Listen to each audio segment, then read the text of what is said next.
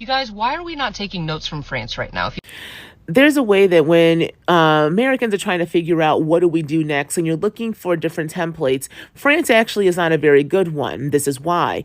You must understand the actual oppressor that you are going against. And if you are America going against the American state, you are going against a violent imperialist body. Now, what is an imperialist body? An imperialist body is somebody who knows how to maintain their control, and the U.S. maintains its control through two main mechanisms. It's money by the dollar and it's military.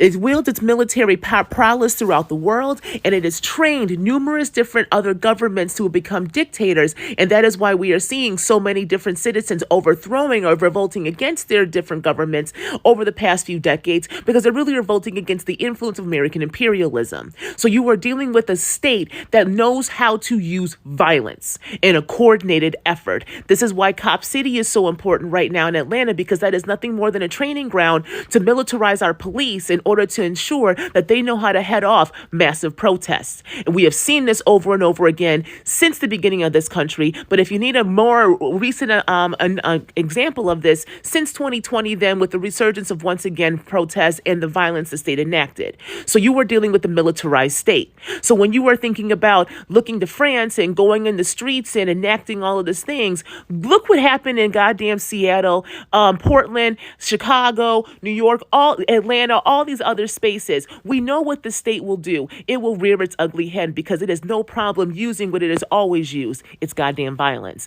Now, on top of that, the U.S. also wields control internationally through its imperialism via its money. And we are seeing it being challenged right now on the international scale with Russia and China having talks that is allowing the possibility for other countries who have been beholden to the U.S. via its debt in U.S. dollars to then have their debt alleviated through another currency. That is a direct challenge to American hegemonic power.